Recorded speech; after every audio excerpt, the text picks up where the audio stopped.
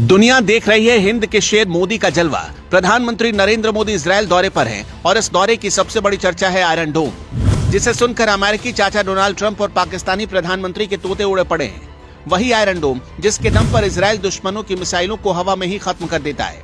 S-400 के बाद अगर भारत के पास आयरन डोम भी आ गया तो समझ लीजिए भारत की हवाई सुरक्षा एक नए लेवल पर पहुंच जाएगी। इजरायल के काउंसिल जनरल ने संकेत दे दिया है, डील की सुगबुगाहट तेज है। आयरन डोम सिर्फ एक सिस्टम नहीं, ये टेक्नोलॉजी, सटीकता और भरोसे का प्रतीक है। छोटी दूरी की मिसाइल खत्म, रॉकेट हमला हवा में तबाह, और इसके साथ काम करता है डेविड स्लिंग एरो सिस्टम, मतलब शॉर्ट मीडियम लॉन्ग हर रेंज पर कवच। और ये डील हुई तो भारत की सुरक्षा दीवार और मजबूत होगी। और इतना तय है कि अगर मोदी और इजरायल के बीच ये समझौता पक्का हुआ तो इस्लामाबाद से लेकर वॉशिंगटन तक रणनीतिक हलकों में बेचैनी बढ़ना तय है। भारत के लिए क्यों इतना अहम है आयरन डोम? जिस एयर डिफेंस सिस्टम के जरिए इजरायल अपनी सुरक्षा करता है वो बहुत जल्द ही एयर डिफेंस सिस्टम भारत के पास भी हो सकता है। प्रधानमंत्री नरेंद्र मोदी इजरायल दौरे पर हैं और वहां दुनिया के सबसे एडवांस और भरोसेमंद एयर डिफेंस सिस्टम में से एक आयरन डोम को लेकर गंभीर बातचीत चल रही है। इजरायल के काउंसिल जनरल ने इस ओर इशारा भी कर दिया है। S-400 एयर डिफेंस सिस्टम के बाद अब अगर आयरन डोम भी भारत के पास आता है तो भारत की सुरक्षा कई स्तरों पर मजबूत हो जाएगी। दरअसल आयरन डोम इजरायल का सबसे जबरदस्त इनोवेशन माना जाता है। ये दुनिया के सबसे उन्नत और विश्वसनीय मिसाइल डिफेंस सिस्टम में से एक है। ये कैसे काम करता है?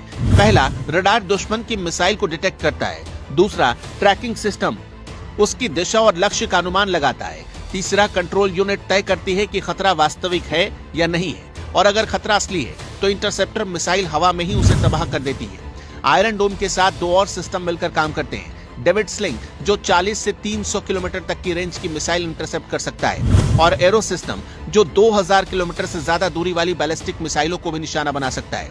यानी मल्टी लेयर डिफेंस, ऊपर से लेकर नीचे तक सुरक्षा कवच। इजरायल ने दावा किया कि उसने अपने ऊपर दागी गई 90% मिसाइलों को इस सिस्टम से नष्ट किया।